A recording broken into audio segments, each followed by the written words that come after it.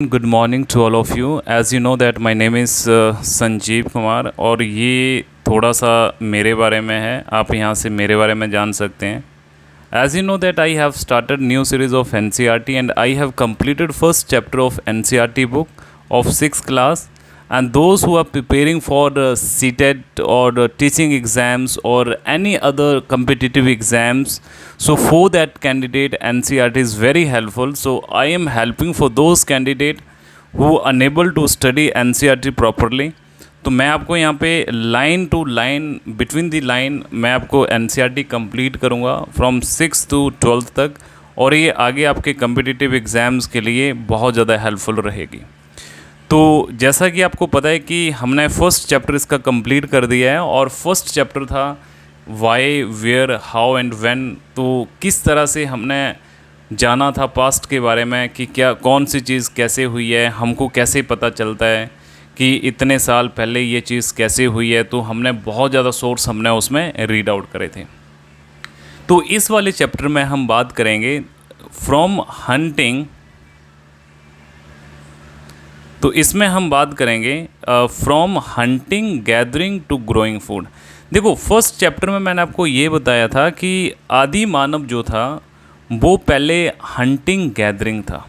Hunting gathering का मतलब ये हुआ, उसको हम हिंदी में बोलते हैं अखेट खाद्य संग्रह। मीन वो शिकार करते थे और अपना खाना वगैरह जो था वो उसको इकट्ठा करते थे, और वो घूमते रहते थे, अपने खाने की तलाश में घूमते रहते थे। अब देखो, वहाँ से अब वो क्या बन जाते हैं, ये ग्रोइंग फूड बन जाते हैं। मतलब growing food in the sense कि अब वो खाना वगैरह वहाँ पर वो उगा रहे हैं। अब वो भोजन उत्पादन तक उनका सफ़र कैसे शुरू हुआ, इस चैप्टर में हम उसकी बात करेंगे। तो देखो, यहाँ पर जैसे कि मैंने आपको पहले भी बताया था कि फर्स्ट चैप्टर में हमने एक रशीदा का क्वेश्चन करा था। तो यहाँ पर जो है तुषार जो है वो ट्रेन में वो जर्नी कर रहा है, और वो दिल्ली से चेन्नई जा रहा है। उसकी शादी है, उसके जो है वो कज़न के रिश्तेदार में जा रहा है, कज़न के उसकी शादी है, और वो ट्रेन से वो ट्रैवलिंग कर रहा है। और उसको जो है वो खिड़की वाली सीट मिल जाती है, और वो बाहर का नज़ारा देखने में बहुत मगन हो गया। वो बाहर का नज़ारा देख रहा है, और वो देख रहा है कि पेड़ पौधे खेत जो हैं वो बहुत तेज़ी से पीछे की ओर छूटते चले जा रहे हैं। तो तभी जो है उसका चाचा जो है उसके शोल्डर पे हाथ रख कर कहता है और बोलता है कि आपको पता है कि जो ट्रेन जो आज हम जो ट्रेन में ट्रैवल कर रहे हैं, ये तो 150 साल पहले शुरू हुई थी, और अगर हम बसेस की अगर हम बात करते हैं, ये तो कुछ ही डिकेड जो थी वो शुरू हुई है। तो तुषार फिर सोचने लगा कि जब लोगों के पास आने जाने के लिए ऐसे तेज़ रफ्तार वाली सवारियां नहीं थी, तो क्या वे यात्रा नहीं करते थे? तो क्या वे यात्रा नहीं करते थे? तो क्या वे अपनी सारी ज़िंदगी एक ही जगह पर बिताया करते थे? नहीं, ऐसी बात नहीं थी, राइट। तो इसका आंसर जो है वो हमको इस वाले चैप्टर से मिलेगा। तुषार का यहाँ पे जो आंसर है उसका हमको इस वाले चैप्टर में मिलेगा।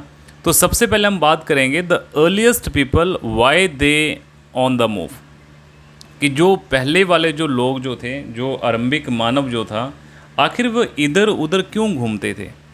देखो, हमको पता चलता है उन लोगों के बारे में, राइट, कि we know about people who lived in this subcontinent as early as 2 million year ago. देखो, अगर हम सब कॉन्टिनेंट की अगर हम बात करते हैं, ये हम पिछले चैप्टर में हम कर चुके थे कि जो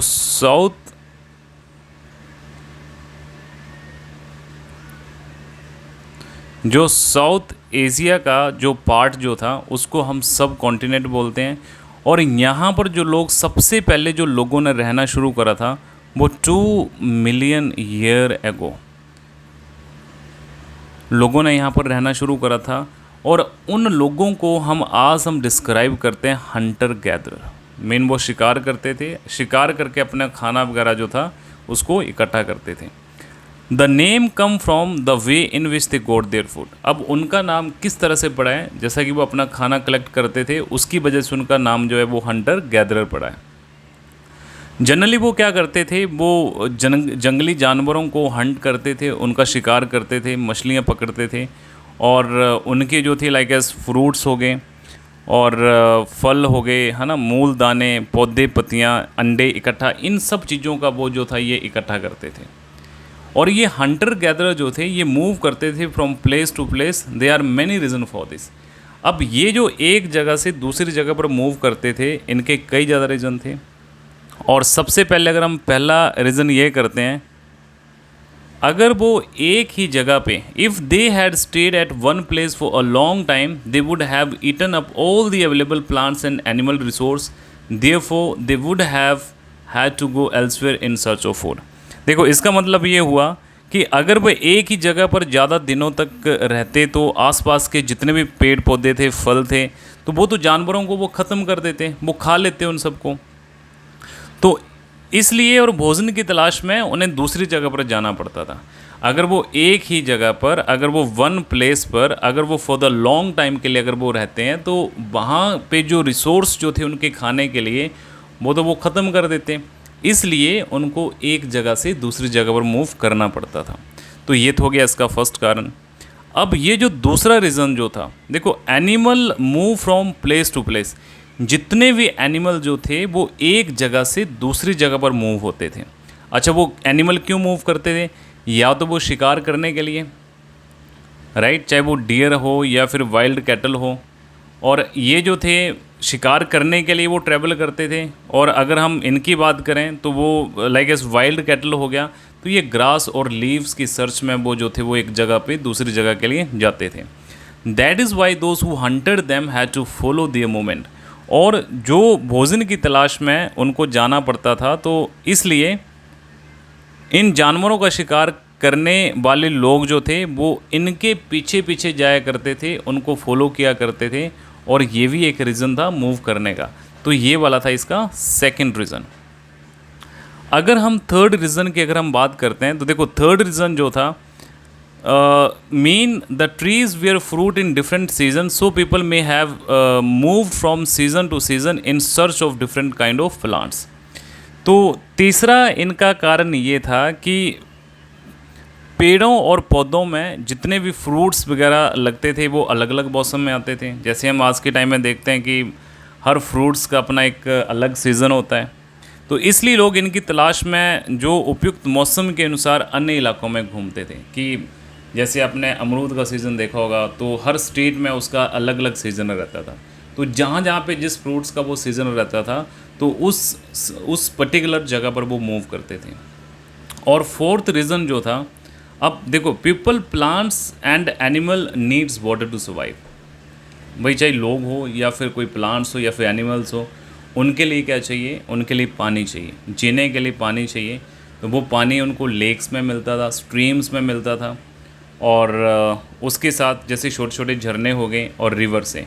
और कुछ रिवर जो थी वो हमारी पेरेनियल रिवर थी। और ये जो पेरेनियल रिवर जो हैं, ये थ्रू आउट, जो बोलते हैं ना कि सदाबहार नदियाँ, with water through the year, mean through the year जो है वो पानी उसमें चलता रहता है, उनको हम बोलते हैं पेरेनियल रिवर्स हम बोलते हैं। और अदर जो थी वो सीजनल, कुछ सीजनल होती हैं और कुछ जो होती हैं वो पेरेनियल होती हैं। So people living on their banks would have had to go in search of water during the dry season. तो लोग जो थे वो पानी की तलाश में भी, जहाँ पर उनको पानी सदाबहार नदियाँ बहती रहती थी, तो उन जगहों पर भी लोग क्या करते थे? वो ट्रैवल करते थे। अब हम अगले उसमें आते हैं कि how do we know about these people.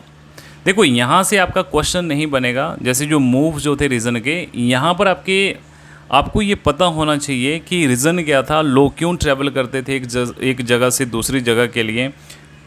आपको उस चीज़ के बारे में आपको पता होना चाहिए। तो यहाँ पर मैं आपको एक लिंक एस्टेब्लिश कर रहा हूँ, और जहाँ से जो इम्पोर्टेंट क्वेश्चन होगा वो मैं आपको बताऊँगा कि इम्पॉर्टेंट क्वेश्चन आपका कहाँ से बनेगा। देखो, mean how do we know about this people. इन लोगों के बारे में हमको पता कहाँ से चलता है? आज से हम बात कर रहे हैं 2 मिलियन ईयर एगो की हम बात कर रहे हैं। हमको तो यहाँ पे पिछले दिन की बात याद नहीं रहती है, और हम बात कर रहे हैं 2 मिलियन ईयर एगो की बात कर रहे हैं। उस टाइम के लोग जो थे वो हंटर गैदरर थे। इनके बारे में हमको पता कहाँ से चलता है? देखो, जो आर्कियोलॉजिस्ट जो होते हैं have found some of the things hunter gatherer made and use. तो जो आर्कियोलॉजिस्ट जो हैं उनको कुछ ऐसी वस्तुएं मिली हैं जिनका निर्माण और उपयोग जो है वो ये हंटर गैदरर किया करते थे। And it is likely that people made and use tool of stone. तो ये जो थे ये अपने टूल्स बनाया करते थे, ये स्टोन्स के टूल्स बनाया करते थे, ये वुड्स के जो थे वो टूल्स बनाया करते थे, लकड़ियों के, है ना, पत्थर, जैसे ये पत्थर हो गया, ये लकड़ियाँ होगी और ये हड्डियाँ। तो इनके जो थे वो अपने औजार बनाया करते थे, इनके टूल्स बनाया करते थे। और इनमें से पत्थरों के औजार main of which stone tool have survived best. तो आज के टाइम में जो स्टोन टूल जो थे वो अभी भी बचे हुए हैं, अभी भी हैं।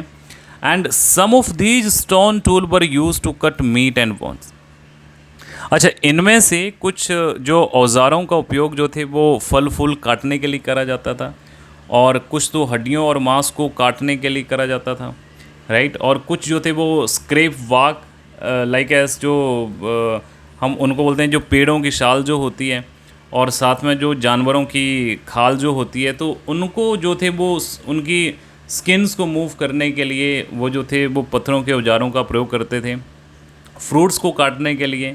And some may have been attach to handle of once wood and make spear and arrows. अब जैसे होता ना कि जो कुछ जो थे वो औजारों से लकड़ियाँ भी काटी जाती थी, और उसके साथ साथ लाइक एस जो विच वॉज यूज एज फायरफुल, तो मेन हंटिंग के लिए। And other tool were use, other tool जो थे वो लकड़ियों को काटने के लिए भी यूज़ किया करते थे, जो उनको आग जलाने में काम आती थी। And woods were also use to make huts and tools. तो लकड़ियों का उपयोग ईंधन के साथ साथ झोंपड़ियों और औजार बनाने के लिए भी किया जाता था। देखो यहाँ पर जो है वो आप देख सकते हैं, ये जो आपका ये लेफ़्ट साइड में है और ये जो वो राइट साइड में। तो ये जो लेफ़्ट जो है, digging the ground to collect edible roots. अगर हमको रूट्स वगैरह निकालनी है, जो एडिबल का मतलब होता है जो खाने वाली रूट्स जो होती हैं, तो उनको निकालने के लिए जिस औजार का यूज़ किया करता था, तो इस तरह के ये पत्थर के औजार बने थे। और ये वाला जो है ये stitching clothes made out of animal skin. तो यहाँ पे जानवरों की खाल से जो बने वस्त्रों को सिलने के लिए किया जाता था, राइट। तो कपड़ों को सिलने के लिए जो था वो इस तरह के औजार का यूज़ किया जाता था। अब हम बात करते हैं, देखो, choosing a place to live in. तो वो किस तरह के जगहों पर वो रहते थे और किस तरह के प्लेस को वो चूज़ करते थे, तो हम इस वाले मैप की हेल्प से मैं आपको ये बताऊंगा। All the place mark with the red triangle. देखो ये जो रेड ट्राइंगल से जो यहाँ पे हाईलाइट करे हैं, जैसे रेड ट्राइंगल से ये करनूल केव है, फिर ये हुसंगी है, और उसके साथ साथ जो है ये भीमबेटका। इसके बारे में आपको बताऊंगा, राइट। ये जो रेड ट्राइंगल में जो हैं ये ऐसी साइट्स हैं जहाँ पर आर्कियोलॉजिस्ट को मिले हैं इनके कुछ एविडेंस, जो हंटर गैदरर जो थे, जो 2 मिलियन ईयर एगो की अगर हम बात कर रहे हैं, और उस टाइम पे जो ये हंटर गैदरर जो थे, इनके कुछ हमको क्या मिले हैं वहाँ पे, इनके हमको ऑब्जेक्ट मिले हैं जो यहाँ पे यूज़ किया करते थे। And only some are shown on the map and many sites were located near source of the water. और बहुत ज़्यादा साइट्स हैं जो जहाँ पे पानी का सोर्स हुआ करता था, वहाँ पर हमको मिली हैं। देखो, तो सबसे पहले हम यहाँ पर कुछ इन जो रेड मार्क में जो हैं इनकी हम बात करते हैं। तो सबसे पहले अगर मैं ये करनूल केव की बात करूँ, तो करनूल केव जो है it is in Andhra Pradesh, और ये जो हैं इनको हम पैलियोलिथिक साइट्स बोलते हैं। ये आगे मैं इसकी बात करूँगा। जो पैलियोलिथिक साइट क्या होती है, जो पूरा पाषाण काल जो थी, वो जो स्टोन एज जो थी, उसको हम पैलियोलिथिक साइट बोलते हैं। और ये इंपॉर्टेंट है, ये आपको पता होना चाहिए कि करनूल केव कहाँ पे है, ये आंध्र प्रदेश में। और अगला हमारी जो पैलियोलिथिक साइट है वो हुसंगी है, और अगर हम हुसंगी की अगर हम बात करते हैं तो ये है हमारी कर्नाटका में, राइट। ये जो है हमारी कर्नाटका में। और उसके बाद अगर हम भीमबेटका की अगर हम बात करें, ये हमारी भीमबेटका है, और भीमबेटका जो है it is in Madhya Pradesh, ये मध्य प्रदेश में है। और हमने ये भी देखा था पिछली क्लास में कि अमरकंटक से यहाँ पे नर्मदा रिवर का ओरिजिन होता है। तो ये जो भीमबेटका साइट जो थी ये नियर नर्मदा रिवर के पास में थी। तो ये जो आपकी रेड ट्रायंगल में जो हाईलाइट है, इनको हम पैलियोलिथिक साइट बोलते हैं। तो ये वाली साइट थी जहाँ पर हमको हंटर गैदरर जो थे उनके हमको ऑब्जेक्ट्स मिले हैं, और उन ऑब्जेक्ट से हमने फाइंड आउट करा है कि वो किस तरह के वो लाइक एज वो स्टोन यूज़ किया करते थे, उनके औजार वो बनाया करते थे, कैसे वो रहते थे, क्या वो खाते थे। तो इन वाले ऑब्जेक्ट से हमको पता चला है। देखो ये ऑथेंटिक सोर्स अभी भी अवेलेबल हैं, और ऐसा नहीं है कि आप ऐसे सोचोगे कि भाई ऐसे कैसे हो सकता है ना, ऐसे ऑब्जेक्ट कैसे हो सकते हैं। तो ये जो आर्कियोलॉजिस्ट जो हैं इनका यही काम है, ये सर्च आउट करते हैं। तो आपको इसके बारे में आपको समझना है और साथ में सोचना भी है। यहाँ पर अगर हम नीचे अगर हम बात करते हैं, जो स्टोन टूल जो थे ना वो बहुत ज़्यादा इंपॉर्टेंट थे, and people try to find places where good quality stone was easily available. और वो रहने के लिए भी वो उन जगहों का यूज़ किया करते थे जहाँ पर ये जो उनको ये जो स्टोन जो थे वो इजीली अवेलेबल वहाँ पर होते थे। अब देखो ये जो है एक रॉक पेंटिंग करी हुई है, और अ painting from a rock shelter describe the painting. अब आपको ये देखना है कि ये क्या पेंटिंग डिस्क्राइब कर रही है। So many of the cave in which this early people lived have painting on the wall. तो जब वो रहते थे वहाँ पर तो दीवारों पर जो थे वो चित्रकला करते थे वहाँ पे। And some of the best examples are from Madhya Pradesh. देखो यहाँ से आपका इंपॉर्टेंट क्वेश्चन है कि सबसे पहले हमको पेंटिंग के जो थे वो एविडेंस कहाँ से मिले हैं, तो ये मध्य प्रदेश में मिले हैं, और ये जो साउथ उत्तर प्रदेश जो है तो मेन एमपी, और ये जो यूपी से मिला है इसका जो साउथ वाला पार्ट जो है, तो यहाँ से हमको जो है ये पेंटिंग के हमको जो है वो एविडेंस मिले हैं। तो इसके बारे में आपको पता होना चाहिए। और ये जो पेंटिंग जो थी ये थी आपकी वाइल्ड एनिमल की, and drawn with great accuracy and skill. तो ऐसे ही लगता था, ये देखो इनकी एक्यूरेसी देख सकते हैं, इनके स्किल्स देख सकते हैं, तो किस तरह के उन्होंने जो थी ये पेंटिंग करी है। और यहाँ से अगर मैं भीमबेटका की बात करूँ, इंपॉर्टेंट है, अभी मैंने आपको बात करा था कि भीमबेटका जो है it is in Madhya Pradesh near Narmada river, right. And this is an old site with cave and rock shelter. People choose there natural cave because they provided shelter from the rain. तो यहाँ पर लोग जो थे वो रहते थे इस वाली साइट में, क्योंकि वो रेन से या फिर उनको हीट या विंड से इसको बचने के लिए वो वहाँ पर वो रहते थे। And this rock shelter are close to the Narmada valley. तो ये जो थी वो बिल्कुल नर्मदा वैली के क्लोज थे।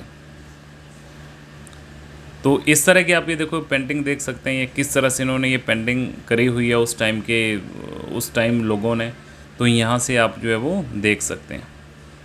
अब यहाँ पर हमने ऊपर साइट की हमने बात करी है, तो site is a place, right. Site जो होता है एक प्लेस होता है where the remains of things, tools, port, building etcetera are found। तो ये हमको सारे के सारे टूल्स हमको या फिर पोर्ट्स या बिल्डिंग्स ये हमको उस साइट में मिलते हैं। जैसे भीमबेटका एक साइट है, फिर होसंगी एक साइट है, कर्नूल केव एक साइट है, एंड दीज में be found on the surface of the earth. और ये हमको सरफेस ऑफ द अर्थ में जो है वो मिले हैं, वरीड अंडर द अर्थ, जो नीचे दब गए थे, राइट।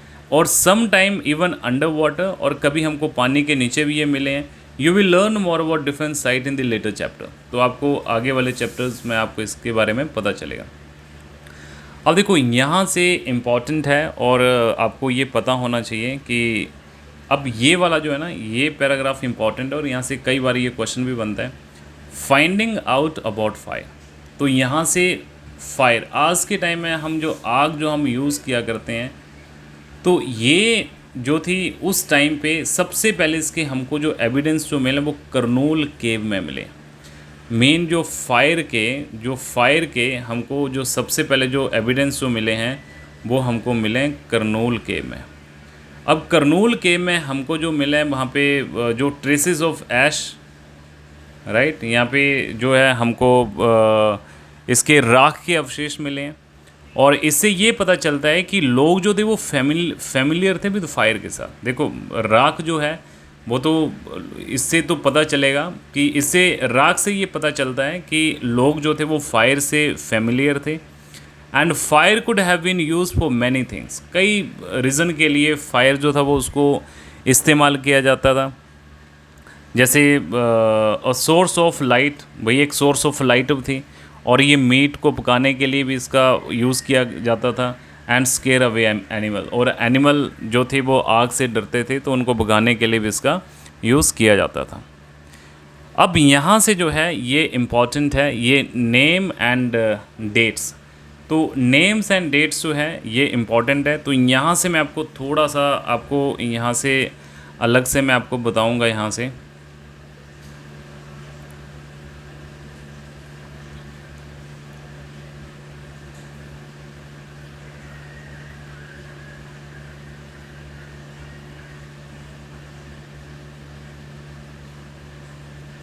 Okay,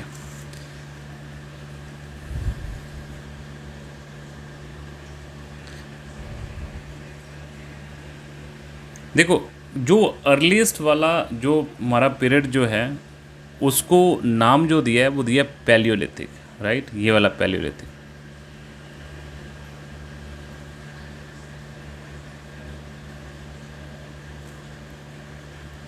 Palaeolithic. और आपको ये पता होना चाहिए कि ये जो पैलियोलिथिक जो है ये 2 ग्रीक वर्ड से आया है। मेन ये जो है ये ग्रीक वर्ड से आया है, और जो ग्रीक वर्ड्स जो हैं दैट इज़ पैलियो। नंबर 1 जो है ये है हमारा पैलियो, और इसका मतलब जो है ये पैलियो का मतलब जो है इसका मतलब है ओल्ड, मीन पुराना। और उसके बाद ये लिथोस का मतलब जो है, अगर मैं यहाँ पे लिथोस का मतलब अगर आपको बताऊँ तो लिथोस का मतलब है स्टोन। तो इसका मतलब ये हो गया ओल्ड स्टोन। ये स्टोन वाली एज है जिसको हम बोलते हैं पैलियोलिथिक साइट। और ये जो पैलियोलिथिक जो है ये ग्रीक वर्ड से आया है। नंबर 1 पैलियो और फिर लिथोस। पैलियो का मतलब है ओल्ड और लिथोस का मतलब है स्टोन।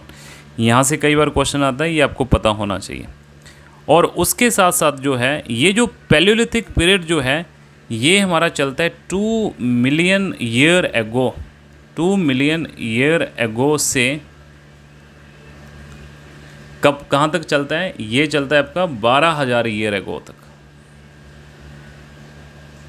मीन ये वाला जो पीरियड जो है मीन 2 मिलियन ईयर एगो, अगर मैं एग्जांपल अगर आपको बताऊं तो यहाँ पे हमारा अगर 2 मिलियन ईयर एगो से और 12,000 ईयर तक ये चलता है हमारा पैलियोलिथिक साइट। और उसके बाद ये जो लॉन्ग स्ट्रेच ऑफ टाइम जो है इसको भी आगे डिवाइड करा हुआ है, ये पैलियोलिथिक साइट को भी आगे डिवाइड करके रखा हुआ है। तो एक आपका आएगा आपका लोअर पैलियोलिथिक, और दूसरा आपका आएगा मिडल पैलियोलिथिक, और तीसरा हमारा जो है that is upper Palaeolithic. Mean ये आपका लाइक एस महापाषाण काल, नवपाषाण काल और उत्तर पाषाण काल। तो ये जो है इसको भी आगे जो है, क्योंकि इसका जो टाइम पीरियड जो है वो बहुत ज़्यादा स्ट्रेच है। और ये वाली जो पैलियोलिथिक साइट जो है इसमें ज़्यादा क्वेश्चंस एग्जाम में आपको आते नहीं हैं। बस इतना सा अगर आपको पता है तो यहाँ से अगर आपको कोई क्वेश्चन अगर बनेगा तो वो यहीं से बनेगा, क्योंकि इस पैलियोलिथिक साइट के बारे में हमें जो है वो कोई एविडेंस ही नहीं मिला है। इतने ज़्यादा जो है वो हमारे पास एविडेंस ही नहीं है इस पैलियोलिथिक साइट में। और उसके बाद जो है अगर उसके बाद हमारा जो एनवायरनमेंट जो चेंज हुआ था, राइट, अगर आगे हम बात करूं तो हमारा जो था, और ये वाली जो एज जो है ना ये 99% एक्यूरेट है। ये अगर आप अब बोलोगे कि भाई ऐसे कैसे हो गया, तो ये 99% जो है ये वाली एज जो है ये एक्यूरेट है। आई होप कि आपको यहाँ पर ये पता चल गया होगा कि पैलियोलिथिक जो है ये ग्रीक वर्ड है, और ये पैलियो का मतलब ओल्ड है, लिथोस का मतलब स्टोन है, और ये 2 मिलियन ईयर एगो पहले, और 2 मिलियन ईयर एगो से लेके 12,000 ईयर एगो ये वाला जो टाइम पीरियड है ये आपका पैलियोलिथिक साइट का है। और उसके बाद इसको जो है आगे 3 भागों में डिवाइड करके रखा हुआ है। एक हमारा लोअर पैलियोलिथिक है, मिडल पैलियोलिथिक है, और अपर जो है वो पैलियोलिथिक है। और आगे जो है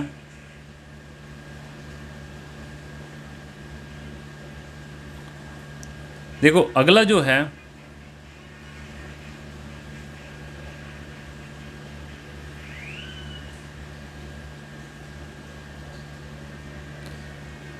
देखो इन्वायरमेंटल जो चेंज हुआ था that is beginning about 12,000 year एगो। मीन 12,000 साल पहले जो था वो हमारा इन्वायरमेंटल वहाँ पर चेंज होता है। और ये जो 12,000 से लेके जो 10,000 साल अगर हम पहले की बात करते हैं तो इसको हम बोलते हैं मीज़ोलिथिक।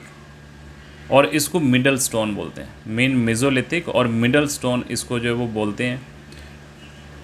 Stone tool found during this period are generally tiny, और जितने भी स्टोन टूल जो थे ना ये बहुत ज़्यादा टाइनी टूल थे उस टाइम पे, और इनको जो था वो माइक्रोलिथ के नाम से जाना जाता था। माइक्रोलिथ जो थे वो probably stuck on the handle of the bone और wood to make tools such as like awls and sickles. तो छोटे छोटे औजार के लिए इनका यूज़ किया करते थे, सिकल जैसे दराती हो गई। And at the same time older variety of tool continue to be in use, और ओल्डर वेराइटी के जो यूज़ जो थे उनको भी उस टाइम पे यूज़ किया करते थे। और जो नेक्स्ट स्टेज जो है वो ये आती है 10,000 से और आज तक। मेन 10,000 से और अभी तक जो करंट वाली जो आती है उसको हम बोलते हैं नियोलिथिक, राइट। उसको हम बोलते हैं नवपाषाण काल, नियोलिथिक। और नियोलिथिक का मतलब क्या है? We have also mention that the name of some place you will find the name of many more place in later chapter and very often we use present day name of the place where people lived in the past। तो यहाँ पर आपको सिर्फ इतना आपको पता होना चाहिए कि ये जो हमने जो पैलियोलिथिक जो हमने बात करी है ये आपका जो है वो ग्रीक वर्ड है, मेन पैलियो, और पैलियो का मतलब है ओल्ड और लिथोस का मतलब है स्टोन। तो ये जो नाम जो है ये importance of finding of stone tool. और पैलियोलिथिक पीरियड जो है ये एक्सटेंड होता है from 2 million year ago to about 12,000 year ago. और इसका जो लॉन्ग स्ट्रेच जो है इसको भी आगे डिवाइड करके रखा हुआ है, lower middle and upper Palaeolithic. और ये जो वो 99% ह्यूमन हिस्ट्री जो है ये टाइम को कवर करती है। और फिर हमारा 12,000 के बाद इन्वायरमेंटल चेंज होता है। तो यहाँ से आपका क्वेश्चन आता है कि इन्वायरमेंटल चेंज कब होता है? तो ये 12,000 जो है वो लाइक इस वाली टाइम पीरियड में हमारा इन्वायरमेंट चेंज होता है। और 12,000 से 10,000 साल पहले इसको हम मिडल बोलते हैं, और 10,000 से आज तक जो हम इसको करंट बोलते हैं, मीन मॉडर्न वाला बोलते हैं। तो हमारी वीडियो लिमिट 20 से ऊपर बढ़ गया, 20 मिनट से।